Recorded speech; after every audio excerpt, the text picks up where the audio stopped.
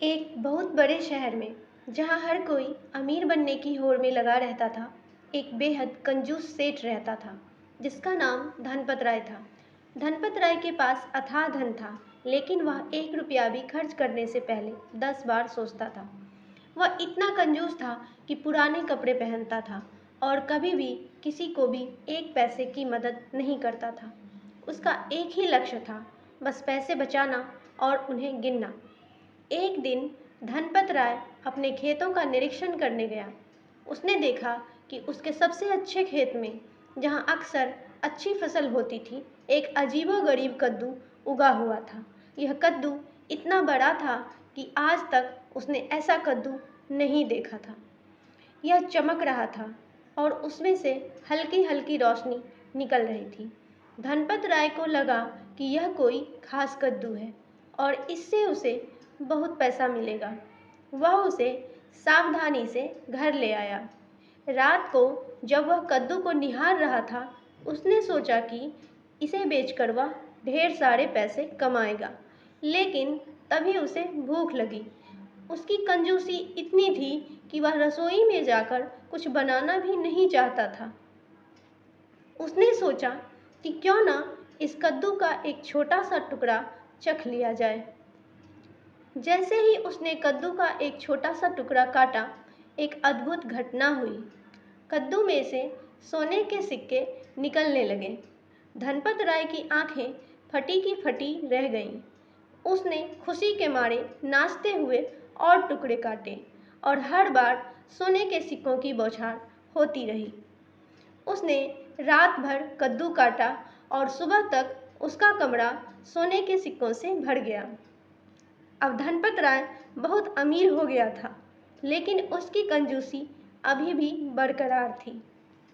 उसने सोचा, अब जब मेरे पास इतना सोना है तो मुझे किसी चीज़ की क्या ज़रूरत है। उसने सोना इकट्ठा करना शुरू कर दिया और उसे एक गुप्त तहखाने में बंद कर दिया। उसने सोचना बंद कर दिया कि वह इस पैसे का क्या करेगा। वह अब भी वही पुराने कपड़े पहनता था और वही साधारण खाना खाता था। कुछ दिनों बाद शहर में एक भयानक अकाल पड़ा। लोग भूख से परेशान होने लगे। धनपत राय के पड़ोसी, जो हमेशा उसकी कंजूसी से परेशान रहते थे, उसके पास मदद मांगने आए। लेकिन धनपत राय ने अपने खजाने के बारे में किसी को नहीं बताया और उन्हें खाली हाथ लौटा दिया। लेकिन जादुई कद्दू ने यह सब देखा।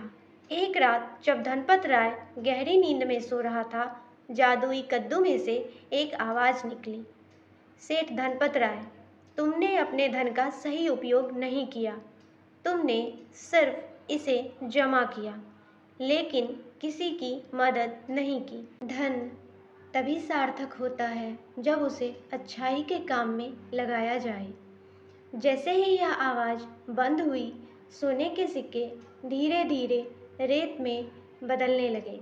सुबह जब धनपत राय उठा और अपने तहखाने में गया, तो उसने देखा कि सोने के सिक्कों का ढेर अब सिर्फ रेत का ढेर बन गया है।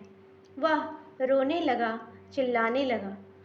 उसे अपनी गलती महसूस हुई। उसे समझ आया कि धन केवल जमा करने के लिए नहीं होता, बल्कि दूसरों की मदद करने और खुशियाँ बांटने के लिए होता है। उस दिन के बाद धनपत राय बदल गया। उसने अपनी सारी बची हुई संपत्ति गरीबों में बांट दी और लोगों की मदद करने में लग गया। भले ही उसके पास अब सोना नहीं था, लेकिन लोगों के दिलों में उसके लिए सम्मान और प्यार था, जो किसी भी सोने से ज़्यादा कीमती था। और उस जादुई कद्दू ने उसे एक ऐसा सबक सिखाया जो उसने कभी नहीं भुलाया। अगर आपको ये कहानी पसंद आई हो तो वीडियो को लाइक करें, अपने विचार कमेंट में बताएं और ऐसे ही शिक्षा और मनोरंजन से भरपूर कहानियों के लिए चैनल को सब्सक्राइब करना ना भूलें। Thank you.